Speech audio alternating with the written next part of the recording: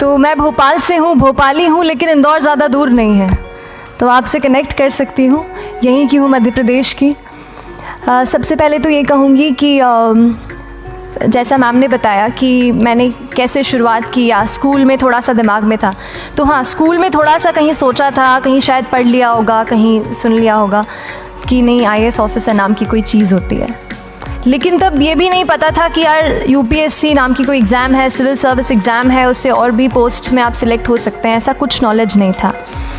जब मैं अपने कॉलेज लेवल में आई, जब कॉलेज में एडमिशन लिया, मैंने भोपाल से ही प्राइवेट इंजीनियरिंग कॉलेज से केमिकल इंजीनियरिंग किया है, और उस दौरान मुझे जब मैंने सोचना शुरुआत की कि क्या बनना है, कंटेम्पलेट किया कि एग्जैक्टली क्या करियर चाहती हूँ, तो लगा कि यार कहीं जो पुरानी ड्रीम थी, एक जो सपना था, वो अभी उसको सामने लाना चाहिए।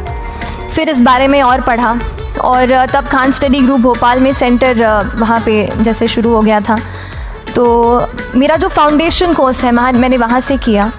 और इस एग्ज़ाम के बारे में जो चीज़ें मुझे 1-2 साल में समझ में आई हैं, वो कुछ चीज़ें मैं आपसे शेयर करना चाहती हूँ। सबसे पहली चीज़ जो पहले जय और रचना आप दोनों बोल चुके हैं कि कंसिस्टेंसी। आप अगर दिन में, कई बार हमसे सवाल पूछते हैं कि आप कितने घंटे पढ़ाई करते हैं, तो देखिए घंटे मैटर नहीं करते। कोई 17-18 घंटे हमें नहीं पढ़ना है, इतना हम पढ़ भी नहीं सकते। एक दिन पढ़ सकते हैं, दूसरे दिन नहीं पढ़ पाएंगे। 5 से 6 घंटे ही आपको देने हैं, उतने निकालने हैं, पर वो जो वक्त आप अपनी पढ़ाई को देते हो, वो कंसिस्टेंटली आपको रोज़ उतना ही अपने पढ़ाई को देना है। Consistency is the key, that is the first and the most important thing जो आपको ध्यान में रखनी है। दूसरी चीज़ इस एग्ज़ाम में मुझे लगता है इक्वली इम्पॉर्टेंट है, क्योंकि ये जर्नी लंबी होती है। जैसे एग्ज़ाम ही 1 साल तक चलती है, आप प्रीलिम्स देते हैं, फिर आप मेंस देते हैं, आप इंटरव्यू में जाते हैं पर्सनालिटी टेस्ट के लिए, तो एग्ज़ाम 1 साल तक खुद चलती है। उसके पहले मान लीजिए आप 1-1.5-2 साल पहले से प्रिपेयर कर रहे हो, तो ये जर्नी काफ़ी लंबी रहती है। उस जर्नी में मेंटली अपने आप को मोटिवेट रखना, अपने आप को बूस्ट करते रहना, वो भी इक्वली इम्पॉर्टेंट है, और इसीलिए अपने आप पर भरोसा बेहद ज़रूरी है। You need to have a faith in yourself कि अगर आपने इसमें कदम रखा है, अगर आपने सोचा है कि आप सिविल सर्विस एग्ज़ाम देना चाहते हैं और देंगे, तो आपको ये ठान के उसमें जाना है कि हाँ, मैं ये कर सकता या कर सकती हूँ। ये एक अपना मोटिवेशन, अपने साथ एक फेथ, बिलीफ अपने ऊपर आपको हमेशा रखना है। कमिंग टू प्रेपरेशन की कैसे तैयारी करनी है, बहुत सारी बातें आप सुन चुके हैं कि आंसर राइटिंग में कैसे करना होता है, आंसर राइटिंग का स्ट्रक्चर कैसा होना चाहिए। तो मैं शुरू में सबसे पहले ये कहूँगी कि मेरे प्रिपरेशन का बेस 2 चीज़ें रहीं। पहला था करंट अफेयर्स। करंट अफेयर्स इसलिए मैंने उसको उसी से शुरुआत की क्योंकि करंट अफेयर्स सबसे इंटरेस्टिंग पार्ट होता है। कई बार आपको हिस्ट्री कभी बोरिंग लगेगी, कई बार आपको लगेगा ज्योग्राफी इतना, कभी हर किसी के अपने अपने फेवरेट्स होते हैं। तो मुझे वो 2 सब्जेक्ट्स लगते थे कि यार इतना मन नहीं करता है, लेकिन न्यूज़पेपर्स और करंट अफेयर्स में जो भी नया चल रहा है वो मुझे हमेशा इंटरेस्टिंग लगता था। इंटरनेशनल रिलेशंस में क्या हो रहा है, क्या सोशल रियलिटीज़ हैं, कहाँ क्या हुआ, उसका क्या इम्पैक्ट पड़ेगा एडमिनिस्ट्रेशन पे और हमारे कंट्री पे, तो उसको आप अपना एक बेस बना सकते हो। आप करंट अफेयर्स बेस्ड प्रिपरेशन कर सकते हैं, इसलिए भी क्योंकि अगर आप मेंस एग्ज़ाम देखेंगे तो काफ़ी डायनामिज्म आ गया है, केवल प्रीलिम्स में नहीं बल्कि जनरल स्टडीज़ पेपर 2, पेपर 3 में भी आप देखेंगे कई सारे ऐसे सवाल हैं जो करंट इवेंट्स से इंस्पायर्ड होते हैं, उन पे बेस्ड रहते हैं। तो जब आप न्यूज़पेपर बेस्ड, करंट बेस्ड पढ़ाई करते हैं तो वो आपका प्रिपरेशन वहाँ से भी कवर हो सकता है। दूसरी जो चीज़ मैंने जिस पे बहुत फोकस किया वो थी आंसर राइटिंग। तो आंसर राइटिंग का जैसे खान सर बता रहे थे कि आंसर राइटिंग की प्रैक्टिस बहुत की, तो उसके पीछे मेरा ये था कि जब मैं हमेशा प्रीलिम्स का कोई भी पेपर टेस्ट देती थी, हम मॉक टेस्ट देते हैं, तो मॉक टेस्ट देती थी तो हमेशा मेरे मार्क्स करीब 90 to 110, 120, इससे ऊपर मेरे कभी मार्क्स नहीं जाते थे। तो मुझे हमेशा ये डर था कि यार प्रीलिम्स में कहीं मेरा कुछ, क्योंकि कट ऑफ भी इसी कुछ रेंज में जाता है, तो हमेशा लगता था कि यार कुछ गड़बड़ यहाँ ना हो जाए। लेकिन जब मैंने आंसर राइटिंग की और मेंस एग्ज़ाम के बारे में जाना, तब मुझे लगा कि आंसर राइटिंग एक ऐसी चीज़ है, मेंस एक ऐसा फेज़ है सिविल सर्विस एग्ज़ाम का जहाँ पे आप अच्छे से तैयारी कर सकते हैं। And if you have written the answers, if you know कि you have covered the points well, if you have included उसमें कुछ आपने facts, international reports, government schemes, आपने कुछ ऐसे उसमें सॉल्व भी डाला है, तो जो रिज़ल्ट आएगा वो सेटिस्फैक्ट्री ही आएगा, अच्छा ही आएगा। तो मेंस एक ऐसा पार्ट है जिस पे आप काफ़ी बैंक ऑन कर सकते हो।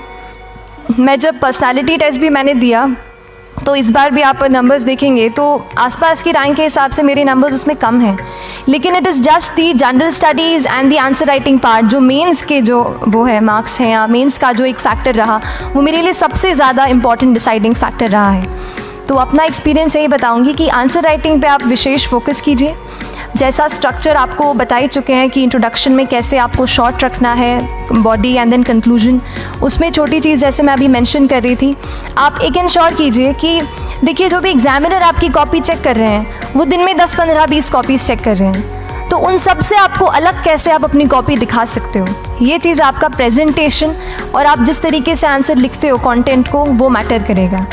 आप इंश्योर कर सकते हैं कि आपके आंसर में कुछ फैक्ट्स, गवर्नमेंट की स्कीम्स, कुछ कमिटीज़ बैठती हैं, जैसे एक प्रिवेसी पे justice BN Shri Krishna committee की रिपोर्ट आई है, तो आप मान लीजिए आपको कोई प्रिवेसी पे सवाल आ गया तो आपने उन कमेटी का नाम कोट कर दिया। ऐसे बहुत सारी कमिटीज़ होती हैं। कुछ इंटरनेशनल रिपोर्ट्स आते हैं, वो आप उनको इनके बारे में लिख सकते हैं। इंडिया का मैप आप बना सकते हैं। मैंने सीख लिया था कि 10-15 सेकेंड्स में कैसे जल्दी से मैप बनाना है और उस पर कैसे पॉइंट कुछ करना है, कुछ लोकेट करना है। तो ये कुछ ऐसी चीज़ें हैं जो आपके आंसर्स को एनरिच करेंगी और प्रेजेंटेबल बनाएंगी। तो इस तरीके से आंसर्स पे जैसे हम क्लास करते हैं, लेकिन उसके साथ साथ आपको ये कोशिश करनी है कि 1 से 2 आंसर पर डे आपको ज़रूर लिखने ही लिखने, apart from the test series that you are doing. Answer writing से 2-3 चीज़ें होती हैं, ना केवल हमारी एक लिखने का हमें समझ आता है हम क्या लिखते हैं कैसा है, पर हमारा कॉम्प्रिहेंशन भी इम्प्रूव होता है।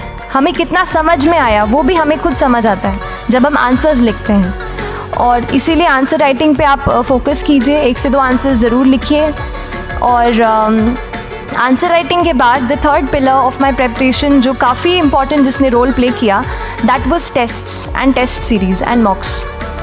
देखिए हम पढ़ रहे हैं यहाँ पर, I will also come to the point कि हम कैसे दिल्ली, भोपाल और इंदौर में प्रिपेयर करके बिना दिल्ली जाए हम कैसे कर सकते हैं। I will come to that point, पर उसके पहले टेस्ट की थोड़ी बात कर लेती हूँ कि टेस्ट देना क्यों ज़रूरी है। हम ये जो एग्ज़ाम दे रहे हैं सिविल सर्विस की, एक ऑल इंडिया लेवल एग्ज़ाम है and this cut throat competition.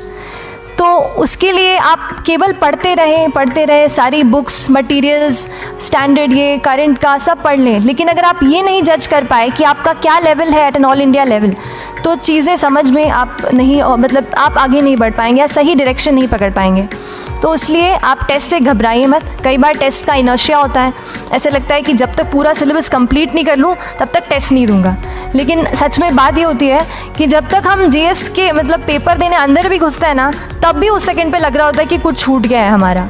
तो ये चीज़ होगी ही, इसीलिए ये मैं कभी मत सोचिए कि जब तक पूरा सिलेबस नहीं कर लूँ टेस्ट नहीं दूंगा। जैसे आपका एक थोड़ा बेस बन जाता है प्रिपरेशन का, आप टेस्ट दीजिए, चाहे वो प्रीलिम्स का MCQ का टेस्ट हो या मेंस का राइटिंग स्किल की प्रैक्टिस हो, टेस्ट पे आप फोकस कीजिए। उसके बाद टेस्ट केवल देने के लिए नहीं देना है, उसको एनालाइज भी अच्छे से करना है। When you get the answer hints, when you get the answer keys, analyze properly कि आपकी क्या गलती हुई है, और उससे भी सीखने की कोशिश कीजिए कि क्या कुछ नया मुझे इस टेस्ट पेपर से या इस आंसर कॉपी से मिल सकता है। तो इस तरह से टेस्ट पे भी आप फोकस कीजिए। And I will come lastly to the point कि जब मैंने प्रिपरेशन शुरू की थी अपने कॉलेज के 2nd ईयर 3rd ईयर आते आते, तो मन में बहुत सारे फियर्स थे। मैं भी एक नॉर्मल फैमिली से हूँ, मेरे फैमिली में किसी ने आज तक सिविल सर्विस का पेपर भी नहीं लिखा था, तो मन में बहुत सारे फियर्स थे, डाउट्स थे, क्या होगा, कैसे होगा। तो हो सकता है आपके मन में भी ऐसा हो। और हम जैसे यहाँ रहते हैं, हम सोचते हैं कि दिल्ली जाना तो सबसे ज़रूरी है, उसके बिना तो ये एग्ज़ाम हो ही नहीं सकती। तो उस पर मैं एक चीज़ बताना चाहूँगी कि जैसे KSG जैसे इंस्टीट्यूट है, जो फैकल्टी भी हमें वही मिलती है जो दिल्ली में पढ़ा रहे हैं, तो ये एक बहुत पॉजिटिव पॉइंट है कि क्वालिटी का कोई दिक्कत नहीं आएगी। बस एक चीज़ है, आप ज्वाइन करते हैं class, that will only provide you a direction. वो आपका रास्ता दिखा सकते हैं आपको कि इस रास्ते पर आपको चलना है, लेकिन चलना उस रास्ते पे आपको खुद है। You have to work on your own. कभी ये मत सोचिए कि मैं वहाँ नहीं जा पा रहा हूँ तो नहीं हो सकता, यहाँ है, तो हम एक्सक्यूज़ेस बनाते हैं। कई बार चैलेंजेस आते हैं। तो मैंने कॉलेज के साथ प्रिपरेशन की, तो उसमें भी काफ़ी दिक्कत आती थी। कभी कभार कॉलेज की एग्ज़ाम होती थी तो इसमें मैं अपना उतना वक्त नहीं दे पाती थी। तो उस मोमेंट पे फिर प्लानिंग ने मुझे बहुत हेल्प किया कि हम किस तरीके से अपने कॉलेज के एग्ज़ाम के लिए प्लान कर लें। जैसे मैंने इंजीनियरिंग की है और मुझे पता है कि हम इंजीनियर्स 1 महीने से ज़्यादा पहले से पढ़ते नहीं हैं। पढ़ते हैं क्या? तो वो चीज़ आप ध्यान रख सकते हो, उसको अपना स्ट्रॉन्ग पॉइंट बना सकते हो। 1 से 1.5 महीना जब exam is approaching, I use to plan my entire syllabus का प्रिंट आउट निकाल के I use to make my notes, उस तरीके से उसको मैं उसको संभाल लेती थी। तो whenever you are managing those things together, focus on planning, किस तरीके से आप एक माइक्रो प्लान बनाएं, अपना डेली एक प्लान बनाएं, वीकली टारगेट सेट करें और एक ब्रॉड विजन दिमाग में रखें कि ब्रॉडली आप मंथ्स में क्या कवर करने वाले हैं। अगर आप प्लानिंग अच्छे से करते हैं तो ज़्यादातर पोर्शन आपका वहीं से कवर हो जाता है, और जब आप टारगेट्स बनाते हैं, उनको टिक करते हैं, तो एक सेंस ऑफ कंप्लीशन भी आपको मिलता है कि yes I am on the right path और मैं सही जा रहा हूँ या जा रही हूँ। तो इस तरीके से प्लानिंग पे भी इक्वली फोकस कीजिए। एंड बस यही सिंगल बिगेस्ट मैसेज मेरी तरफ से यही रहेगा कि आपने अगर ठान लिया है, अगर आप सोचते हैं कि आप ये एग्ज़ाम क्रैक कर सकते हैं, तो आपको रोकने वाला और कोई नहीं, आप खुद ही हो सकते हैं। तो खुद आप अपनी रुकावट कभी मत बनिए, एक्सक्यूज़ेस मत बनाइए। ऑब्स्टिकल ज़रूर आएंगे, उन्हें आपको चैलेंज करना है। Challenges are meant to be challenged. तो सही तरीके से अपने ऑब्स्टिकल्स को हैंडल कीजिए, और इस एग्ज़ाम में अगर आप सही स्ट्रैटेजी रखते हैं तो आप अपने एक अटैम्प्ट में ही इसको क्रैक कर सकते हैं। एंड एनीवेज आप जो भी अटैम्प्ट नेक्स्ट रखते हैं, दिल में यही रखिएगा कि जो ये मेरा नेक्स्ट अटैम्प्ट होने वाला है, ये मेरा बेस्ट अटैम्प्ट होने वाला है। कभी भी इस एग्ज़ाम को हाफ हार्टेडली मत दीजिए कि चलो दे के देखता हूँ कैसा है पैटर्न का एग्ज़ाम का। अगर एग्ज़ाम का पैटर्न देखना है ना, तो घर पे 3 घंटा टाइम लगा के एग्ज़ाम दे दो, बस केवल पैटर्न देखने के लिए एग्ज़ाम अटैम्प्ट मत कीजिए। जब आप एग्ज़ामिनेशन हॉल में जा रहे हैं या कोई अटैम्प्ट आपने सेट किया है, तो अपना सब कुछ उस एग्ज़ाम को दीजिए, अपना टाइम, एनर्जी, फोकस, जितना भी करेक्ट आप उसमें पॉजिटिविटी डाल सकते हैं उसको दीजिए, एंड पूरी तैयारी के साथ ही इस पेपर को दीजिए, and I am sure that you will succeed. So till then, all the very best to you and good luck. Thank you so much.